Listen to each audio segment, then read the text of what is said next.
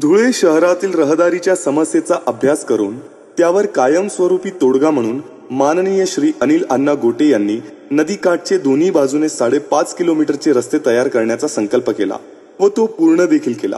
याला अनेक लहान मोठे रस्ते जोडले गेल्यामुळे शहरातील रहदारीची समस्या कमी होईल। दत्त मंदिर किंवा देवपूर या भागातून उत्तरेकडून दक्षिणेकडे जाण्यासाठी फक्त एक आग्रा रोड हा रस्ता धुळे शहरात अस्तित्वात आहे। एवढ्या मोठ्या शहराला दुसरा रस्ता नाही, त्यामुळे भविष्यातील ही अडचण लक्षात घेऊन माननीय श्री अनिल अण्णा गोटे यांनी हत्तीडोहापासून कृषी उत्पन्न बाजार समिती येथील शेतकरी पुतळ्यापर्यंत एक नवीन रस्ता करण्याचे ठरवले व कुठलेही पद किंवा सत्ता नसताना 45 कोटी रुपये निधी आणून रस्त्याचे काम सुरू केले। आज तो रस्ता 80% पूर्ण देखील झाला आहे। या रस्त्याचा वापर करून देवपूर भागातील लोकांना कॉटन मार्केट परिसरात सहज येता येईल व कॉटन मार्केट मागून 80 फुटी रस्त्याला लागून रेल्वे स्टेशन पर्यंत 10 मिनिटात ते जाऊ शकतील।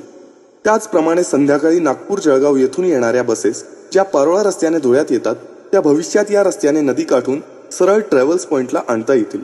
जुन्या धुळ्यापासून डायव्हर्जन रस्त्यापर्यंत शहरात डेव्हलपमेंट झाली नव्हती। या रस्त्यामुळे या संपूर्ण भागाचा विकास होईल। विकासाचा दृष्टिकोन असणाऱ्या माननीय श्री अनिल अण्णा गोटे यांना माझे मत मशालीला।